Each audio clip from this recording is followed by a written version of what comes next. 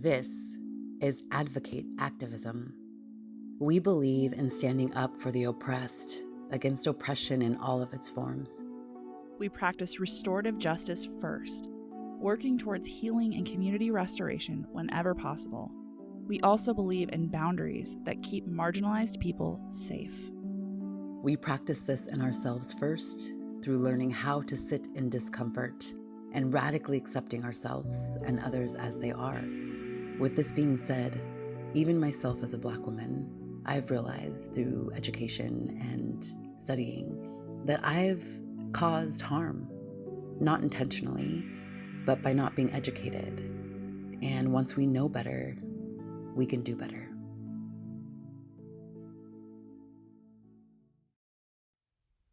Hello, all. Welcome back to another episode of Advocate Activism. I'm Amira, and today Rayah and I talk about emotional labor. It is really difficult to do activism work on a daily basis and try to do it with class and ease and without upsetting people.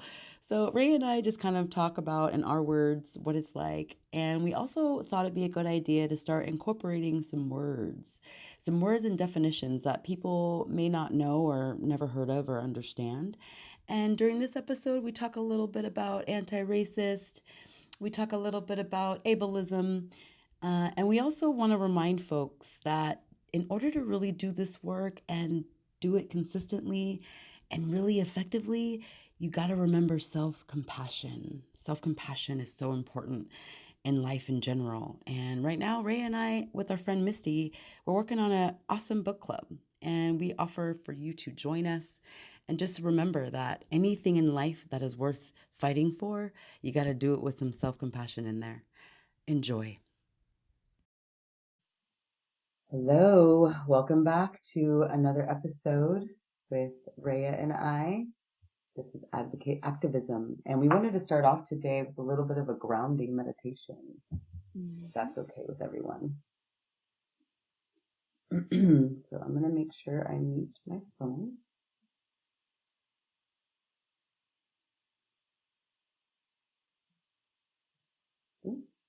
All right, so if you are sitting in a chair, or if you're laying down, go ahead and just gently close your eyes if you're able. And if you're wanting to receive energy or let go of any energy, you can just think of that in the forefront of your mind.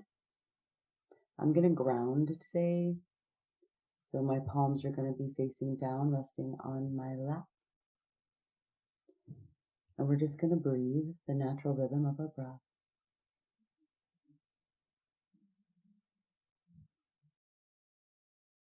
We're going to just remember to release any tension in the body, relaxing the jaw. Sometimes it helps to keep your tongue resting on the roof of your mouth if you hold your jaw clenched. And we're just focusing on the act of breathing, the rise and fall of your chest, the air going in and out of your nostrils. Just focus on the act of breathing.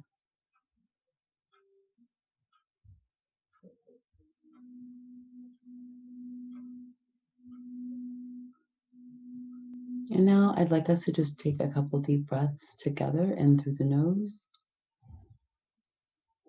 out through the mouth, again in through the nose, out through the mouth, and one more time, in through the nose, and out through the mouth. And when you are ready, you can open your eyes. How you feel, Rayah? Pretty good. Yay. Glad to be here, that's for sure. Yes. So what were we going to talk about? What are we talking about today, Rayah? Today we are talking about the emotional labor of all of the work that we do. and we're starting to kick off our definitions that we're going to kind of pepper throughout the series. We Hmm. figured it'd be a good chance to just take like every episode and do a couple of definitions of really common words and the things that we're talking about, but that maybe everybody doesn't have a solid definition of what they mean, or at least you can know what we mean when we say them. Right. So we'll talk about that later today too. But yeah, it's gonna be Yeah. a lot Cool. of talk about emotions. Yeah, I want to jump into the emotional labor of that all. I don't think people fully understand what it feels like to be doing this work on a daily basis of some sort. We're doing this work of some sort every single day, and what that looks like and how that feels. Yeah, I think it's really easy to look at us from our social media presences and just think that, oh, they're doing great and they're very, just not forceful, but like maybe forceful or aggressive, or just they're very sure about everything and they feel so confident all the time, or Mhm. things like that. But that's definitely not the case at all. Mm, no, not at all. Not at all. And it makes it really tricky for me on both ends of the spectrum. I just had a meeting today with someone, and I was explaining how I'm not only healing from the loss of a lot of white people, I'm also healing from the loss of Black people, because I just now understood what it was to have systemic, or to be a part of systemic racism and realize it for the first time. And right as I was realizing it, I then also realized, oh my gosh, Black people that all of my Black people are basically homophobic. It's just something you grow not to speak of. You don't talk about it. Black people don't talk about that stuff. You keep that stuff to yourself. And so I have this huge feeling of rejection, that I really am glad that I have such good self awareness, um, because if I wasn't so self aware, I would not be okay mentally, with going through the things that I'm going through. Um, so the emotional labor is a huge piece that I think people are very confused by. And even in my role, um, as the minister of justice and witness in an all white congregation, that is a heavy toll and a heavy burden on my soul.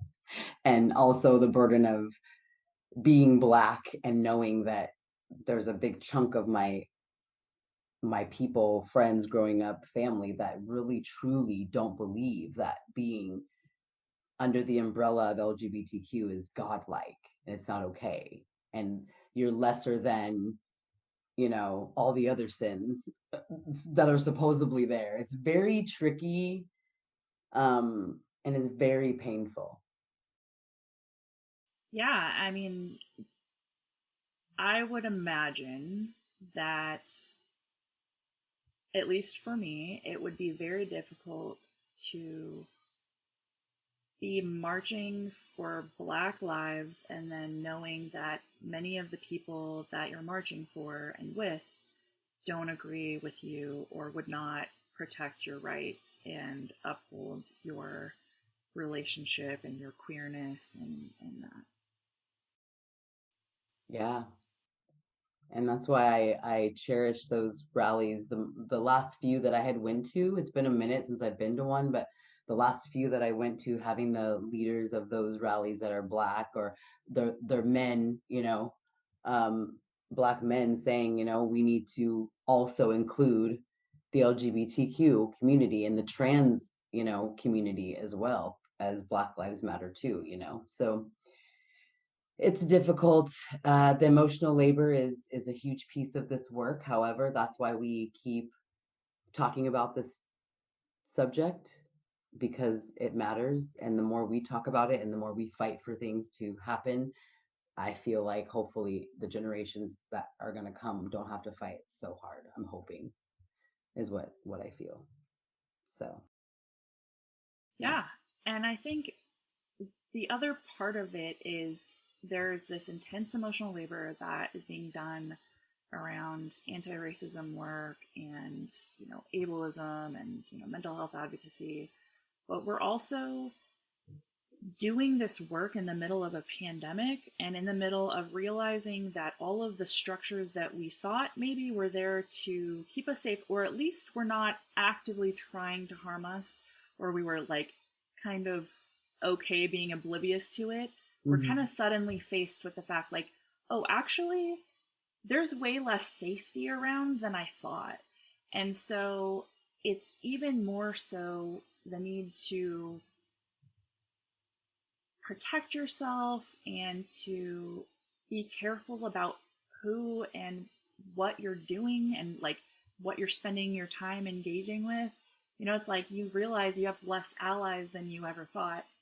And that takes a toll on your physical body too.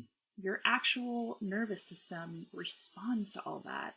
And so the emotional labor, it sounds like something that we're talking about that's abstract or like, well, you can just kind of get over that, or you'll be fine. But it's like it not only does it take a toll on your mental health, which is very significant, but mental health affects your physical body in ways that are not always obvious, but they're very deep and they matter significantly. Oh yeah. Yeah. You talking about less safety than you thought. It's like my eyes got big. I was like, yes. Yeah, it sucks to feel like I don't feel safe with a lot of Black family, like a lot of Black friends. I do not feel emotionally safe at all. If I know that they have the mentality of, I love Amira, they're cool. I love her husband, he's cool, but I don't need to hear more. I don't need to talk about their relationship, or I don't need to, uh, whatever. It's very painful to realize that at the same time of you have your white people that you thought were your allies that are like, ooh, I love you, but not enough to get through this uncomfortableness. I'm not talking about race. So sorry, girlfriend, I'm gonna go. It's like, dang, that hurts. I'm really glad that I am as committed to my loving myself through this. I'm so thankful for mindfulness. I'm so thankful. And I'm thankful for the allies like you, Rayah. I'm thankful for, my sister, my nieces, my parents. Though that these are my core people that I feel 100% safe with. But outside of that, I don't feel safe with many people right now, and I'm not used to that. I used to be a friend hoarder. And realizing like the depths of those friendships are not really what my heart needs. It's very depressing. But we keep going because it's not about me, right? There's a bigger picture. So, Yeah. Um, what? So I think it would be good to talk about like, so when you're feeling unsafe or what's happening in your body, like I know when I'm in the middle of something where I'm like, oh, actually, I don't know if you're an ally. And then your body just kind of goes through this whole thing where you're like processing the threat. And it's weird because it's like, well, I don't think they're physically going to hit me or anything like that. But all of a sudden, your body is responding to a perceived threat. yeah, it feels like a slow suffocation. Even when I'm in the thick of it, I probably look really cool as a cucumber and calm, but I feel like I'm starting to suffocate. And when I'm anxious like that, it's usually in my throat. I just feel heat rising in my throat. I can feel my temple going. My chest feels tight. I just feel unsafe. I feel like I need to get away from the person. Like I physically need to be away. If it's on Zoom or on camera, I need to get away. Um, One time, it was probably like 6 months ago. No, it was way longer because we were still in our old apartment. Um, we were on a family Zoom. So at first it was like my sister and the regular folk, and then they started being like, oh, let's get cousin this person, and oh, let's get uncle this person, and oh, you can feel when certain people start coming on the screen, you can feel it. For me and Sander, we both were like, it's like we shrunk down into ourselves because we knew there's people on there with the energy of the Bible says, and would looks at you with the energy of, wow, look, wow, they're, wow, like you can see all. And I'm empath, so that doesn't really help. And I'm aware of the fact that I'm empath. That doesn't help, but you can feel the energy, and even on Zoom, you can feel the energy, and you just want to get the heck out of there. Yeah. Yeah. I would think that, I mean, and it definitely has felt like this for me in different, like at the beginning of my relationship with Richie and stuff like that. But just like, because you know that there's the potential that they aren't affirming, or that some of them are not affirming, even if they're cool with you, it almost probably feels like they're waiting for, or they know that it's going to fail, or they're just waiting for that to happen because they knew better. And it's like, please don't do that, because even if the worst were to happen, where like my marriage were to fail, the last thing, like, it's to think that someone was just going to be like, well, it's because they were, this is her second marriage, or whatever. um and it's just like, I know you don't support me, and I know you don't actually want what's best for me. You just want to be right. Right, right. Where do you feel it in your body when you're approached with that energy? mm, Definitely in my chest. I feel it a lot in my stomach, like in that deep gut feeling. um, and I know part of what it's attached to too.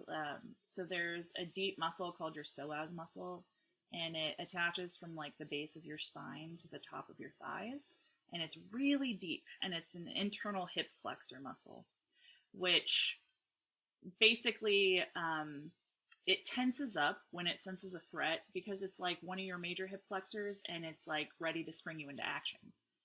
So it's they one of the things they call it is your trauma muscle, because it kind of always responds or will tense up or whatever. So a lot of times when you have like a gut feeling, or you feel it in your gut, it's literally that muscle tensing up as a response to a perceived threat, like, oh shit, we're not safe, we might have to run. um and so I definitely, and I don't know if it's because I know that muscle's there that I notice the tension so much in my stomach, but I think I've always kind of really felt that in my stomach and then my chest. Definitely feel like the blood rushing in my ears, and like I can't think straight. And I'm like, oh my God, I can't, like, what if I'm going to say the wrong thing, and they're not going to understand me, and then this is going to be even worse, and how am I going to get out of this? They're going to attack me, and I'm going to have no defense for my position, and like, it's wild.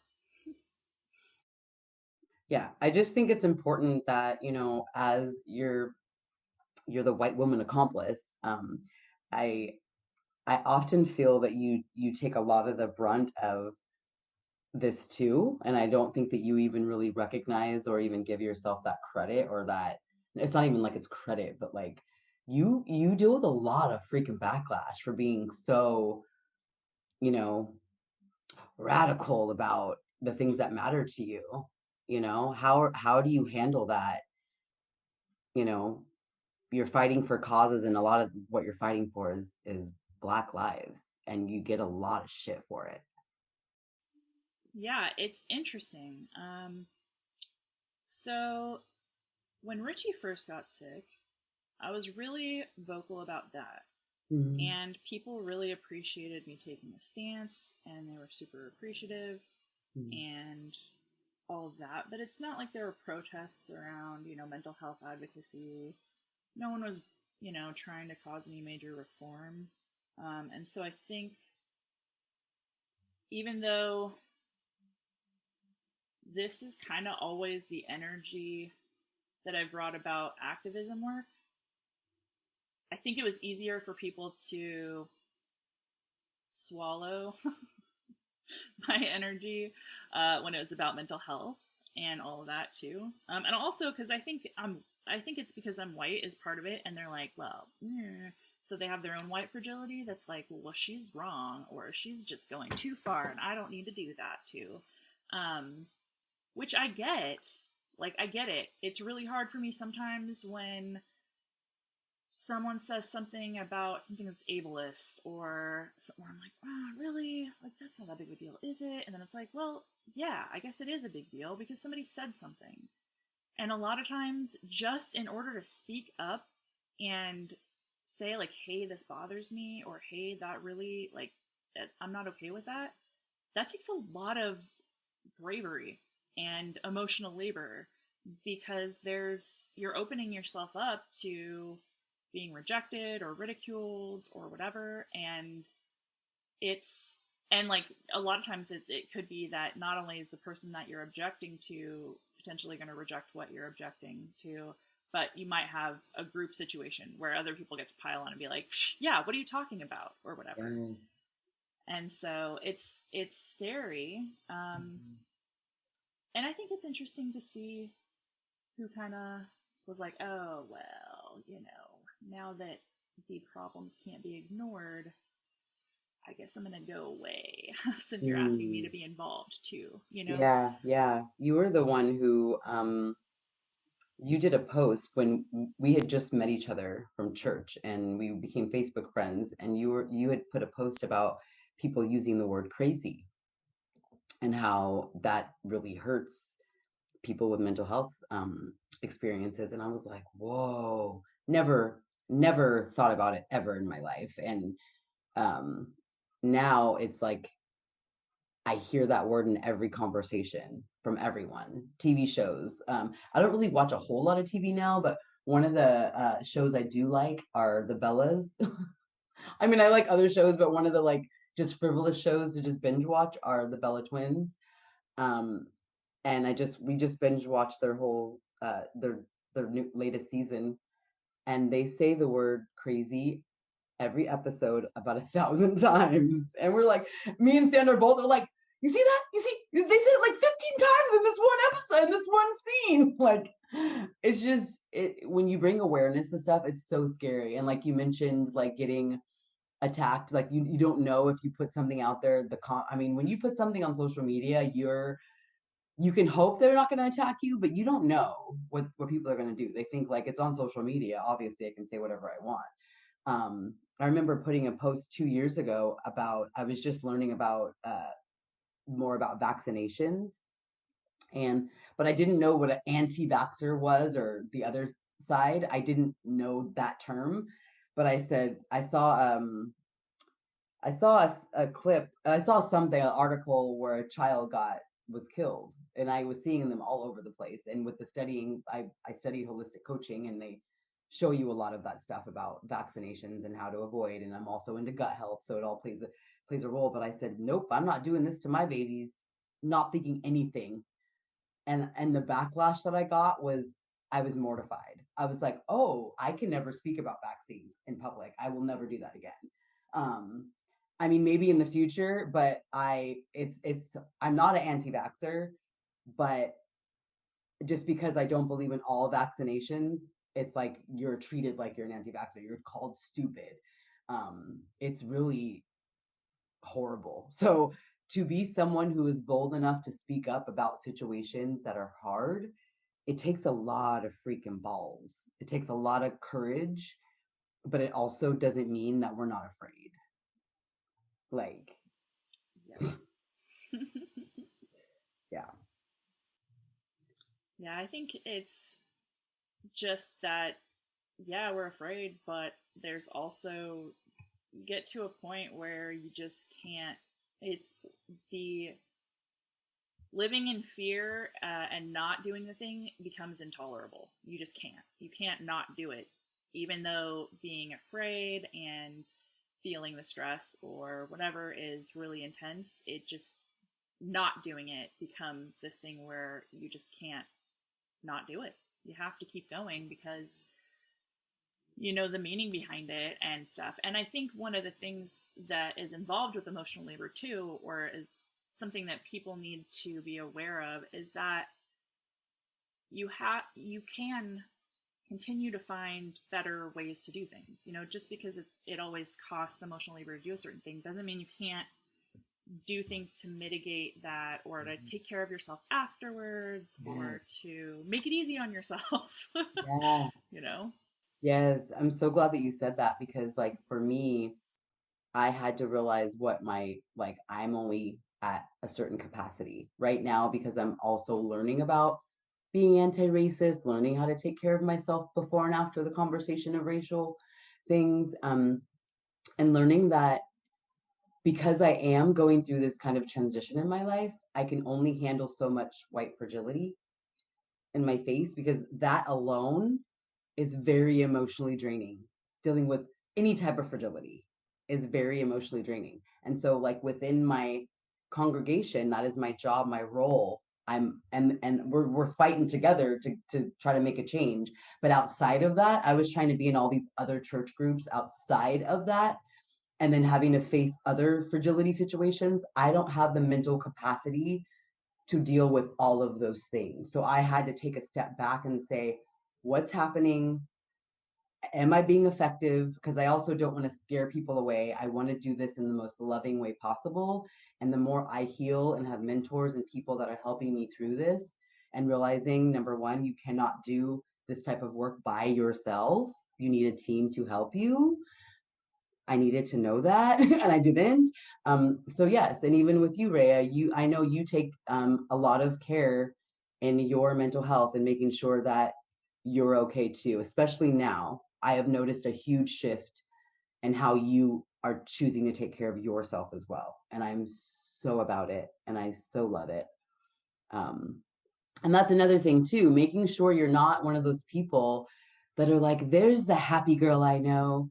That's so rude.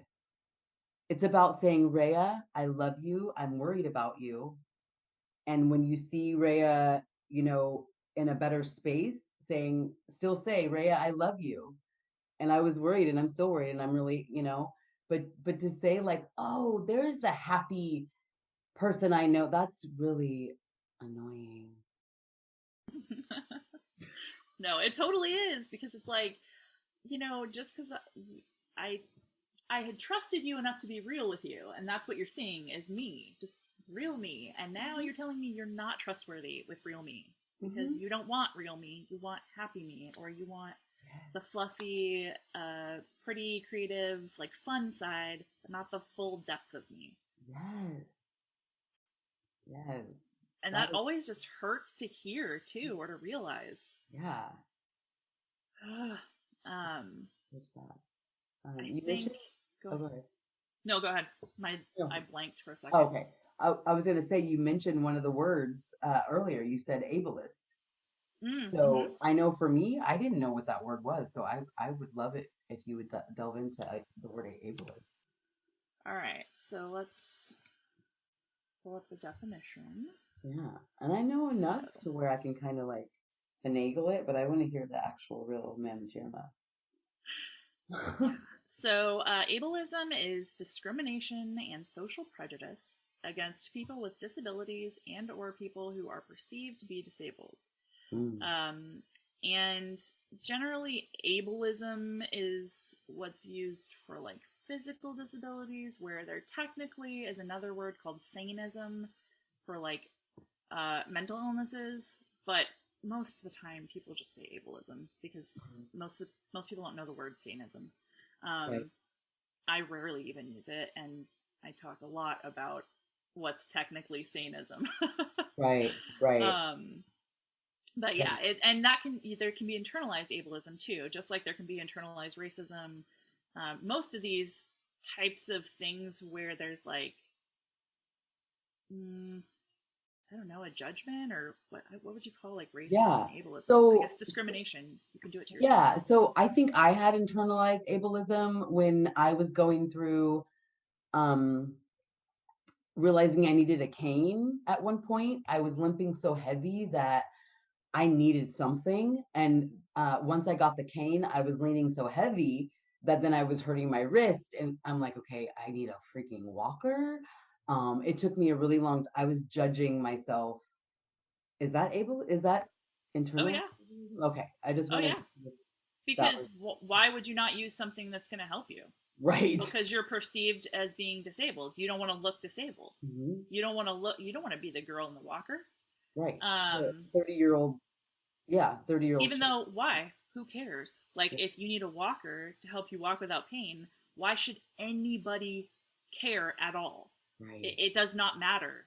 Yeah. What does that affect anybody? It doesn't. But there, I mean, we should get into this in another episode when I have time to look more into the history. But there used to be this thing called ugly laws, where people with disabilities, if they had physical disabilities, they weren't allowed out in public Right. because people didn't want to see ugly Hmm. things. And so, Hmm. ableism even is still, I feel like, and disability rights still are something that are Horrible. not new, but they're still, pretty young. Even like, I think that's why a lot of times people, the disability rights and racial justice a lot of times go hand in hand Hmm. because their journeys have gone together a lot. Oh yeah. The disabled community, what they used to do back in the day to people that had developmentally delays, the way they were treated and the things that were done to them. Oh, oh my goodness. It was horrible what happened to them. Horrible. And even actors. Somebody posted in our social justice page the other day about how ableism within the acting community. They will hire actors to play people that are disabled. They can just hire disabled people. Yeah, there was an article that was posted in that group talking about an actor who was hired for this role, for being disabled with a wheelchair, and when he went to the role, there was a scene change that they had to take a bus or a shuttle to get to the next lot, and instead of providing that for them, they said, "Oh, we have good news and bad news. The good news is you get to go home early. The bad news is you can't. We don't have any transportation to get you there, but the good news is you can go home early." And it's like, whoa! And that person describing the way it made them feel was like heartbreaking. Instead of accommodating that person, you're just going to send them home. Yeah, well, I mean, that's a violation of the ADA. And then there's also the whole thing where we have laws that allow people to pay disabled folks less, and Hmm. like they Hmm. don't even have to pay minimum wage. So when it comes to hiring disabled people, especially for acting and things like that, Hmm. it's I it's a huge slap in the face when they don't do it because it's like Yeah, you already don't have to pay us all the money and you're not even going to use us when it's literally way better, and representation matters. yeah, yeah. Another word I wanted to touch on is anti-racist, because I just feel like a lot of people are like, "Whoa, anti what?" Like, I know for me, if I heard that word, I would think it would meant something really, really extreme. How about you? Yeah, I think it sounds harsh, or it sounds like a really strong position. Yeah. um, I think anything that starts anti Uh-huh. ends up being that way, which anti-fascist is too. So I Yeah. mean, I'm not afraid of it, but I get why there's like the strength behind that term that maybe people are like, I don't get that. Mhm. Or they're just like, well, I'm not racist. What the heck does that even mean? From Wikipedia, anti racism refers to a form of action against racial hatred, bias, systemic racism, and the oppression of marginalized groups. Anti racism is usually structured around conscious efforts and deliberate action to provide equitable opportunities for all people on an individual and systemic level. As a philosophy, it can be engaged with by acknowledging personal privileges, confronting acts and systems of racial discrimination, and or working to change personal racial biases. Yeah, it's one of those words that I think that people really feel like, whoa, that's a little. that's a little much. My dad, when we just went out there a few weeks ago, he was cooking in the kitchen, and I was sitting at the table, and he said, "Amira, you didn't turn into he called me, I can't think of the name now, but it was a woman from like the Black Panther era." Angela Davis. Yeah, I think that's what it was. He was like, "Amira didn't turn out Angela Davis." But it was in a really good way. It was a really good conversation. It was really funny because me of all people, it's just funny to think Hell about. yeah, Angela Davis is amazing. So I is know. Asada Shakur.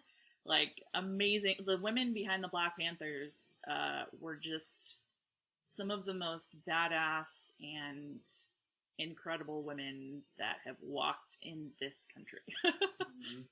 I would be a part of a group that was Black Panthers, all women. I would definitely jump on that for sure.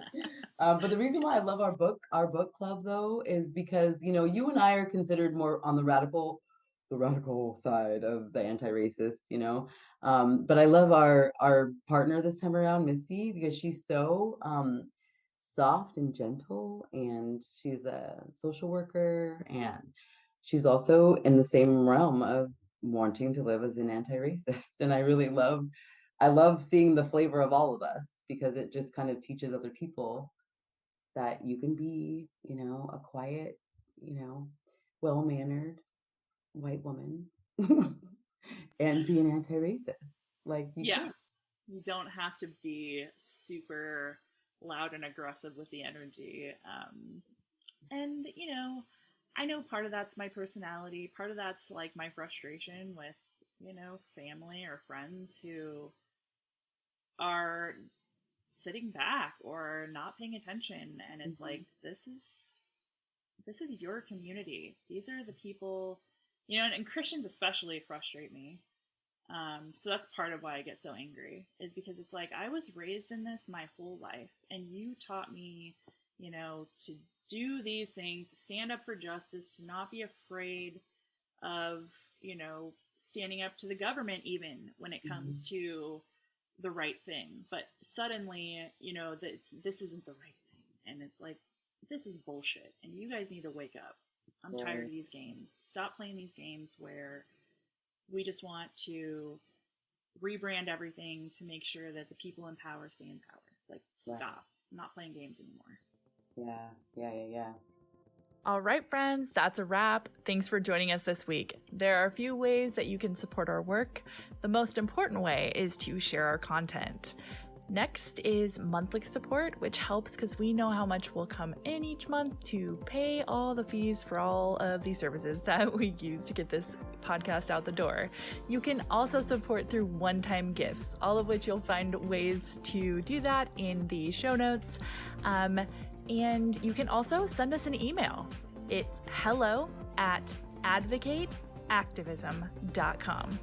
All right, we'll see you in the streets.